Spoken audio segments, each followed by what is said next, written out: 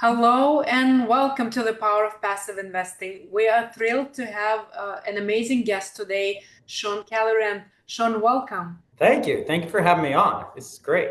Awesome. And we're very excited. And why don't we start with having Sean share his bio first? Sean, why don't you go ahead? Yeah, let me start with what we do today, and I'll talk a little bit about how we got there. So today, I run a real estate private credit fund focused on the greater Boston area. We lend to real estate developers in the Boston area, and our capital is in a fund format from mainly accredited and high net worth investors and some family offices. Our loan sizes are anywhere from 500,000 to kind of 7 million.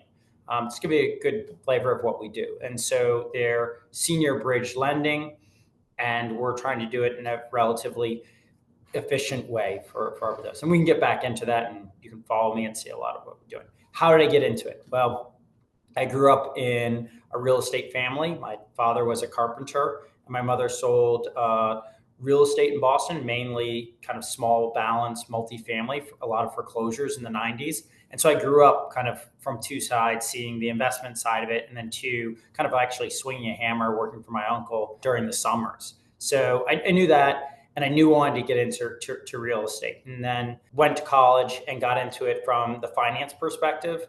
Went on to work. I went to Columbia Business School, and then after Columbia Business School, went to work for Lehman in London. I did, quite a bit of spent almost a decade overseas working in real estate investment banking, financing, and private equity, all on the real estate side. Then came back to New York and did it for a while. And then 8 years ago, we launched our current strategy, which is the real estate lending strategy we're doing now. And we did it in partnership with a family office called Dominion Capital.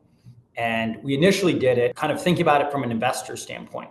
We had, this is in 2017, we had kind of a problem we needed to solve, which was we had capital, we wanted to deploy it, we were worried about the market, right? So we said, hey, we're 10 years from the last crisis, and we typically work in 10-year cycles. We're worried about the next volatility. We don't know when the next crisis is going to be, but we don't want to start investing in a strategy and build a team and operations around something we didn't feel was sustainable. And then what were the other needs? So we wanted capital preservation, and we really wanted yield generation. And we looked at it and we said, okay, well, if we're going to do capital preservation, what does that mean? Well, it means you're senior secured in the capital stack. So that meant senior lending. And then yield generation, typically higher yields. And that means, shorter duration. So you're doing short duration senior debt there. Then we wanted to diversify it. So it means that we need to do it in a fund format. And so that's how we set it up initially. So it was myself, my personal capital, and the family office. And they'd been an investor with me on personal deals about 10 years prior. So they had, we kind of built up a trust, and we've known each other by now for over 20 years. And so we set it up again, thinking about capital preservation and yield generation. And then we had to think about what markets do we go into. And initially we set it up kind of for ourselves with a few friends and family investors. We didn't really open it up to the public till about 4 years ago. And so we went through, and we were lending a little all over the Northeast. We partnered up with some hedge funds where we would find the deals, we would asset manage them, and they would come in as a capital partner alongside us.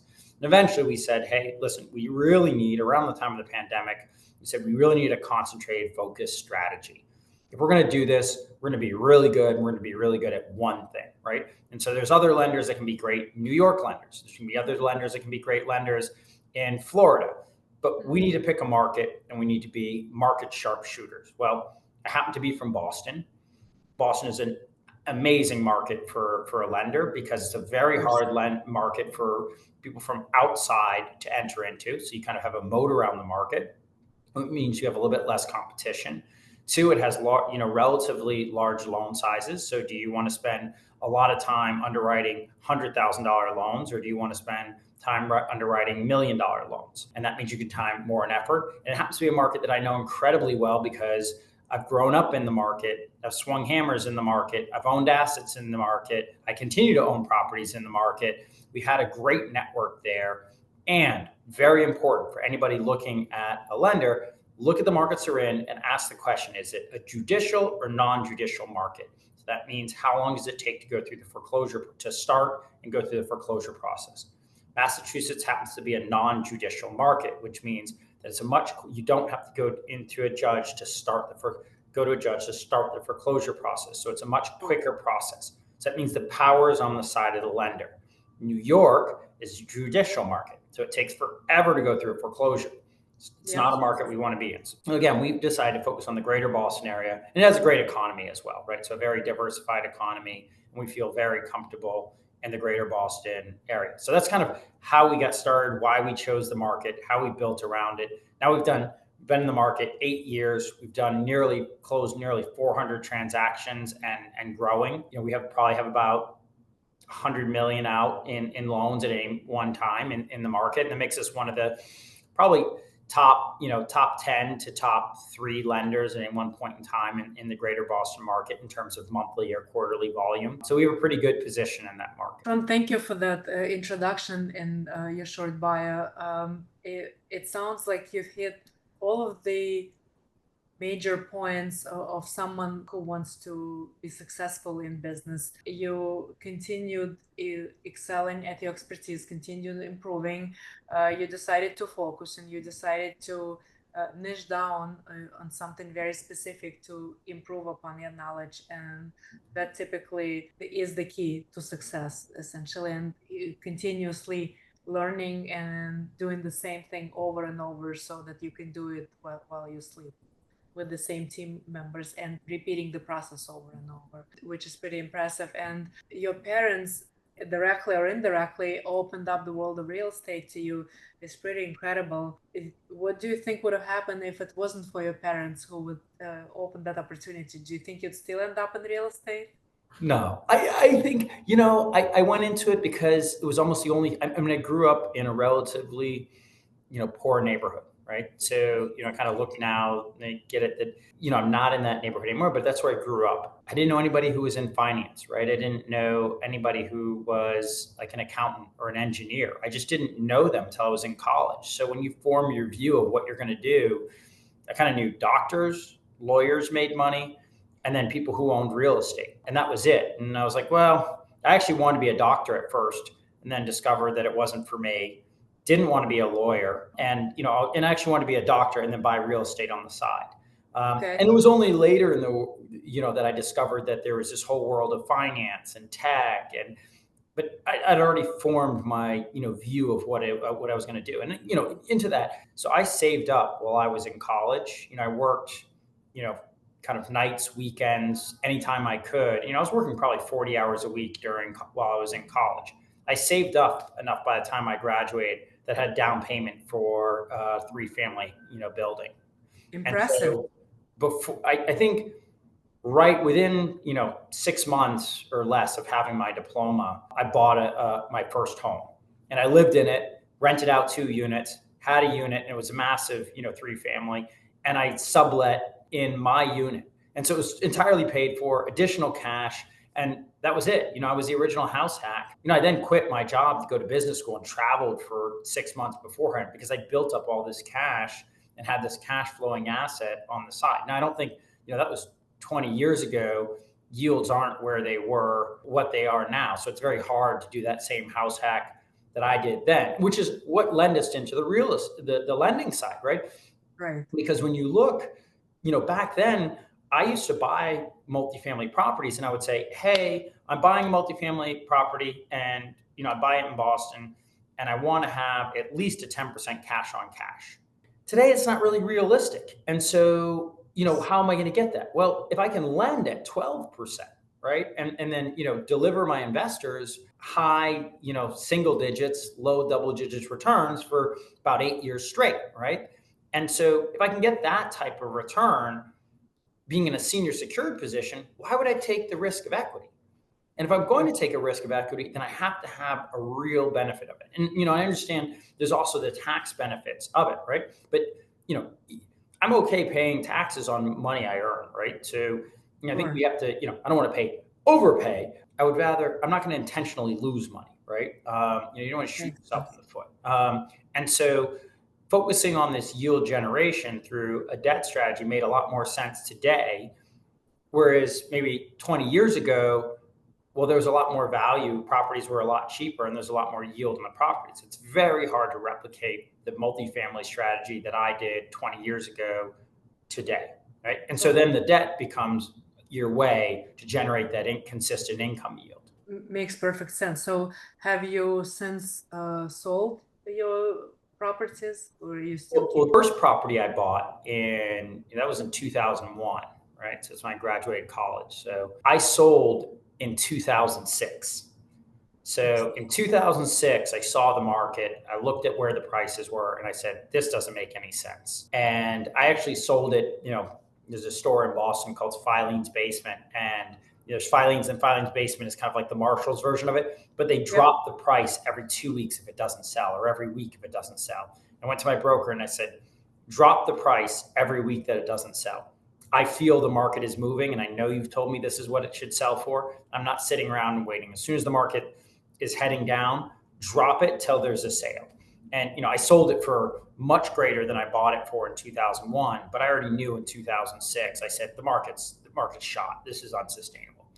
And then I was at Lehman Brothers in 07, 06. You can imagine seeing this in 06 and being at Lehman Brothers and going through that journey 07, 08 as the Yep. bank was going under, and kind of seeing it on the ground. So, but yeah, and then I started buying again. I actually partnered up. I was working in London at a real estate private equity firm, and my mom had since left real estate, was reticent about getting back involved in real estate. Eventually, I convinced her, and she quit her job, and we started buying real estate again in 2010 at the bottom of the market. So we bought probably about 70 units between 2010 and 2014 in the greater Boston area.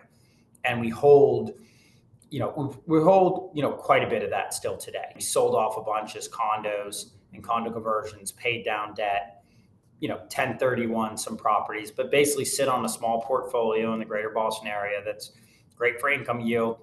It's passive because somebody else manages it now, right? So I'm still the primary owner, and I was a very active owner 15 years ago. Today, somebody else manages it, and I'm a much more passive owner on that stuff. But yeah, still own it. And it's hard to sell those things, right? Because your basis is so low that the tax, when you sell it, you kind of look at your after-tax profit, right? And it's fine, it's long-term capital gains. But by the time you've refinanced it and take things out, it's better just to keep it and refinance it and then use those proceeds to buy something else or reinvest somewhere else. Harder to do today, but 100%, because you would also have the depreciation recapture tax, which is going to end up in capital gains. Yeah, it's flat. So having depreciation come back at 100% is certainly a win in this case for you, us, and many other real estate investors. So we're grateful that that part of the big beautiful bill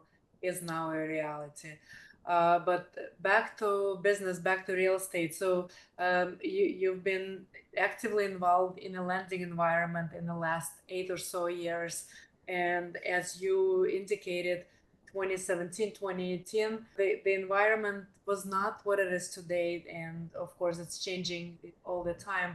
How would you describe what the environment was at that time, and what we're seeing now, and what your expectations are for it? Yeah, I mean, one of the things about being on the lending side, and this is, one of the reasons we're on it is, we focus on lending and trying to be kind of at a 35% discount to where values are today, right? So that means that we're lending at 65 to 70% of the value of the property, right? That's a critical number, because that's the amount you can lend on, have values fall a little bit, have a default, a few things go wrong, and as a lender, you can fully recover your principal, right? That's the theory, right? And that's generally what's happening. And so, regardless of the environment, we're still lending. We're still the first paid. Our returns have not really changed quarter to quarter, year to year over the past 8 years. So regardless of the lending environment. And one of the things about the loans being 12 months in time is if values increase or values fall, or your rate of your lending increases or falls, you can replace it as the rates increase or they fall with a new loan, right? So you're constantly able to adjust, right? And so, if you do a 10-year loan, the loan you make in 2021, you're stuck at the rate 10 years later, right? If you make a loan for us in 2021, Well, that loan has reset 12 months later in 2022, right? You're not stuck with a whole bunch of low rate things in your balance sheet. So that's really important to have that short-term lending. So the environment today for us for lending really, especially in the greater Boston area, hasn't changed that much. There's differences, right? So there's definitely differences on the real estate side of it, right? But we haven't changed our terms. We always focus on 65 to 70% LTV. That's been our historical average and kind of still remains around it. And that's very important. Our lending rates, they're kind of 2017, they're kind of the same where they are now. We had this brief period in kind of 2021, 2020 when rates fell. And so, typically we're lending out at about 12%. They fell as low as around, 9% at the lowest, but that's when rates were zero. So you had a 9% spread. That was probably on a relative basis, our rates were higher in 2021 relative to, kind of where treasuries are than they are today. But, Right. Again, we're focused on an absolute return, right? So an absolute rate. So, kind of 12% is back where we're lending at today. Historically, I think it's an average of 11%, rate. But, from that standpoint, our lending parameters haven't changed that much. As a firm, we've changed a bit, right? So when we started out, we had kind of about 15 million of house capital. So that was between myself, the family office, and a few friends and family. Today we have about 70 million in our fund, and that's over 200 individual investors. Over half the fund still remains, like we've increased our allocation. Half of the fund capital is the partners and employees. That's over half of it. Right. So, talk about alignment, right? So, when we look at things, we really look at it with our, do I want to make this loan? Is this something I want to own? Because, in the end, it's our capital as well. And I think that's one differentiator that investors really need to think about when they look at any strategy, any other fund. How much real capital does the sponsor have in there? How well are they aligned with that, right? So our lending parameters haven't changed that much, over time. But that's the point, is you want to be on the senior debt side on it. Of course, and that makes perfect sense. Sean, with that extreme focus that you have, do you think you're gonna continue building up on this strategy and just expanding on the capital, or is your plan 5-10 years down the road to maybe add other channels that your firm supports? It's a perfectly timed question. So we're actually looking, and you talk about where our environment is today. One of the things that we saw or we're seeing is now capital is pulled back, right? So we have this senior debt lending strategy. We love it. We think it's great. I'm a huge fan of it. We've seen it perform over the past 8 years. We've also go back and, what I was doing prior to doing the senior debt side was I was doing a lot of private equity. And a lot of what I was doing in private equity was recapitalizations coming out of the global financial crisis. And so we are not yet in a global financial crisis. I think there's going to be a lot more stress in the system than there was historically.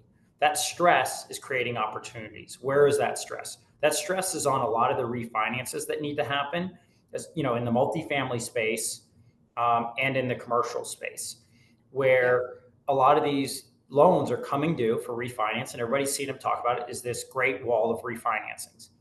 And guess what? A lot of sponsors need to raise new capital in order to pay the bank back to continue staying in the deal, right? So they need to come in and bring in preferred equity, mezz, and rescue equity.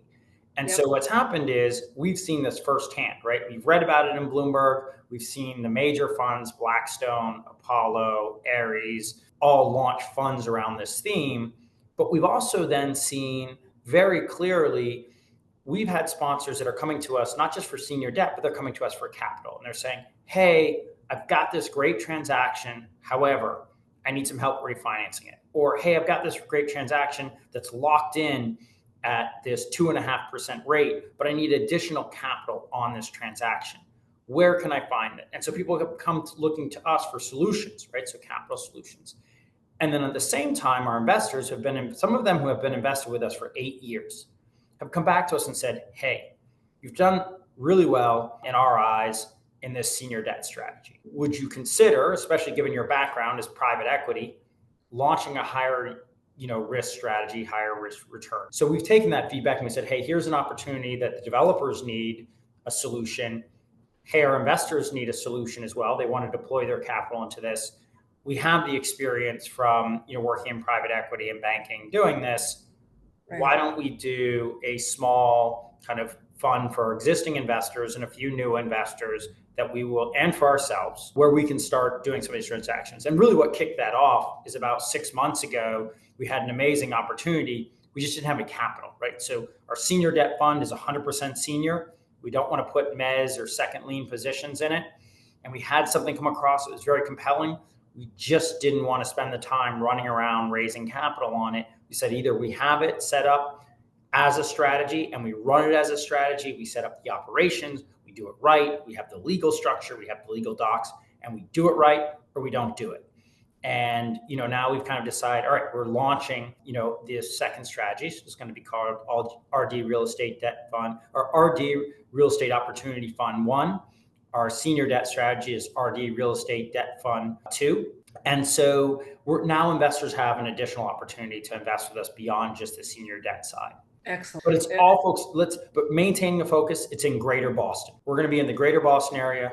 We're going to know that market extremely well. We have boots on the ground in the market. We've been in the market for years and years. I'm an operator in the market. It makes sense for us to continue to focus on that market. So Sean, if someone brings you an opportunity in New York City, sorry, I'm used to calling it the city, what happens in that case? Do you just pass it on, or do you find a way to potentially capitalize? Yeah, so we have the ability. So our primary focus is the Greater Boston area. We have done select transactions. So historically, our debt fund was open to transactions kind of across the US. Mm-hmm. And we've slowly kind of brought it in. So I would say 90% of our transactions are in Greater Boston. When do we make an exception? A sponsor we know, a lower LTV than we can get in Boston, and it has to be a very compelling transaction. And we would look at it in New York City. When something comes across and it's New York State, but not New York City, or it's a market we don't know, even if it looks like a great transaction, we have to say, hey, listen, this looks very compelling, but it's not for us. And then we'll pass it on to another lender, right? So if something comes across and it's in a market, I had a borrower come to me recently that is in a Greater Boston area real estate relationship. They're asking for something in Florida. And I've had to say, hey, I can't do the loan. I'd love to do the loan, but I don't really want to do another loan in Florida. But can I refer you to the guys that I believe would be the best fit for you in the Florida market? And I'm happy to do that. And hopefully the other lender will cross-refer and stuff back into the Boston area. I love that. So we kind of touched upon the financial markets and the financial crisis. Let's switch gears and talk about the other side of the world, the geopolitics. Have you seen any impacts from geopolitics to the lending environment and the business you're in, and what kind of impacts, and how do you shift your business, or how do you adjust your business? Yeah. And we try to, we kind of, when we set up our business, we try to think about it as a resilient business. And this is what we're talking about on the senior debt side primarily, is you want to be the first to be paid regardless of what happens, right? So the values can go up, the values can go down. I still want to be paid my interest and my principal back on the senior debt side, right? Like that is critical. And if you don't believe that is, then you lower your LTV to the point when you believe that you're going to get paid back with all your interest, right? So you just keep on chugging through it, right? Like that is what your strategy is about. And so then how do you adjust it? What do you see in, look at less the geopolitics, but more the macroeconomics, right? Which is impacted by the geopolitics. So, what do we see going on? What is the main thing that impacts, real estate values and therefore real estate lending? It's rates. Right? And everybody talks about rates. And I think a lot of people want to take a view on rates where they think they're going to go down, or I think they're going to go up. And we keep our short-term lending and say, listen, if rates go up, it's fine. If rates go down, it's fine. Right? We're going to be able to position ourselves so we can change at the time because our senior debt lending is there. I think it's beneficial for us, along with a lot of other real estate investors, if rates go down. But, we're forecasting in kind of the way we're running our business that, rates just about stay where they are, right? I don't know that they're going to stay there indefinitely, but I don't see, even if short-term rates came down, I don't know that necessarily means that long-term rates will come down. And I think that's something that investors on the multifamily side are not paying enough attention to. I think they're looking at and saying, hey, if Powell drops the short-term rates, therefore my rates that I borrow at for my 10-year financing is going to fall. And I said, well, not necessarily if everybody predicts that they're going to have to go back up again because inflation kicks back up, right? So Yep. it's really what the market believes. It doesn't just, you can't, you might just change, the reflection of the curve, but it's not necessarily going to change it. And by the way, if everybody believes the banks are going to collapse, then the risk spreads are going to widen. So just because the Fed drops their rate doesn't mean that your risk weighting is going to go up. And by the way, the dollar value is falling. And so if foreign countries believe that the dollar is continuing to fall, they're less likely to buy our debt, right? And that doesn't Yep. just mean our government debt, that also means our mortgages. And so, our mortgages are at artificial rates, low rates historically because Fannie Mae, Freddie Mac, and there's a wealth of foreign buyers out there that want to buy US debt, and that includes mortgage debt. If that goes away and less people want to buy US assets and US debt, that means that the cost of that debt, right? There's less people buying it, there's fewer bidders. That means that the cost is going to rise. And so I think one of the things you need to think about long term as a multifamily investor or as a real estate direct investor is values could come down and rates could go up, not just momentarily, but an entire shift. Both cap rates and mortgage rates could have an entire shift up, changing the value, how real estate is effectively valued. And so we're cognizant of that, right? So keep your lending short term, right? You can see pretty well out 12 months. You can't necessarily see out 10 years with the same crystal ball. Keep recycling that debt and readjusting. Focus on protecting that capital, and so that's a focus on the senior debt side. So it's kind of the lens at which we look at the geopolitics macro is I'm not really good enough to predict all those, and I think a lot of people that say they are good at predicting them turns out that they aren't really good at it. So let me focus on making sure that my strategy is resilient in whatever outcomes there are of the geopolitics and the macroeconomics, right? So I think that's kind of how we run it. I love that strategy, Sean. Now, for someone who is sitting on the other side and is working towards becoming your client or is your client today, what would be some of your recommendations given the current environment as far as how they should either adjust their strategy or underwriting or approach overall investment approach? On the borrower side, one of the things I advise my borrower clients is really today acknowledge that the market is not what it was 6 months ago, 12 months ago, right? So right now we're in a market, greater Boston has actually seen prices rise. So I think supply has increased slightly, but there's such demand and it's hard to find good product that prices are still going up. Now, I think they may have started to slightly dip, but that's also seasonality, right? We're almost done with the spring season into summer, and it's everybody's on Nantucket and Martha's Vineyard and the Cape, right? Nobody's buying, right? Yeah. But so one of the things I like to tell my developers is, I would say, and this is one of the same things that you think about from a bond things, is if you're not a long-term holder of a project, so if you're buying, renovating, and selling, then you can't wait out the market. Drop price, move product. Don't hold out for the top price of the market. Drop price, move product, move on to the next project. You are a trader, you're moving through it. You are not a market maker. You do not make the market price. You take the market price, you sell your product, and you move on, right? Don't carry things longer than you need to. Get into the next project. And so that's some of the advice I'm giving my developer clients that are more the kind of that are builders clients.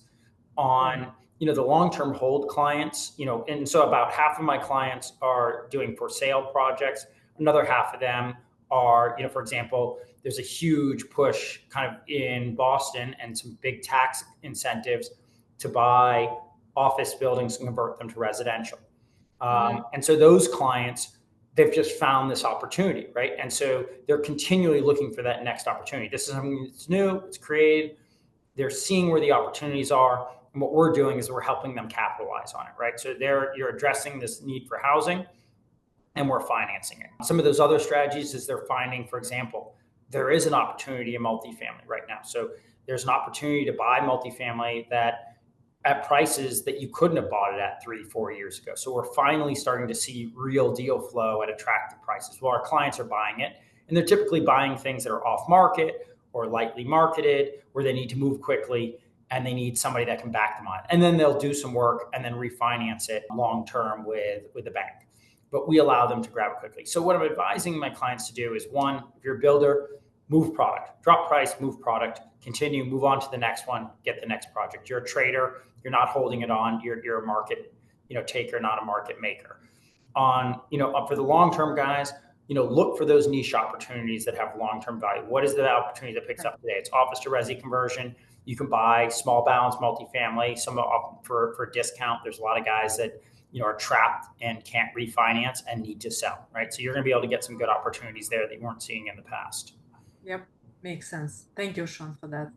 Sean, this has been an incredible interview. We're very grateful for it. We typically ask our interviewees 2 personal questions at the end. First one is, how can our audience find you if anyone wants to connect with you? So it's Sean Kelly Rand. You can find me on LinkedIn, and it's RD Advisors. So we have a website. It's rdadvisorsre.com. But LinkedIn is where my personal presence is, and I post quite a bit of content there. Awesome, and that's where we connected as well on LinkedIn. So thank you for that. And the last question that we ask is, how do you like to give back? How do I like to give back? It's a good question. I think we try to, giving back, one, I try to do it in a fairly efficient manner if we're going to do it. And we try to do it related to the things we're doing. So, sometimes there's often charities that are close to us, and our office will, do kind of round up capital and do a donation from that. Other ways we're giving back is kind of in Boston, where we're a part. So we've given to some of the local universities that are around the property, right? And we've done that in 2 aspects, right? So if the university is doing well and they're educating the populace where our residents live, then that's great, right? So it's altruism, right? We're donating to the universities, but we're also seeing it stay in the ecosystem where we're involved again, right? And so it's very local, very close. And we feel like there's doing well by doing good is the best way to do it. Amazing. Thank you for that. Sean, thank you for this great interview.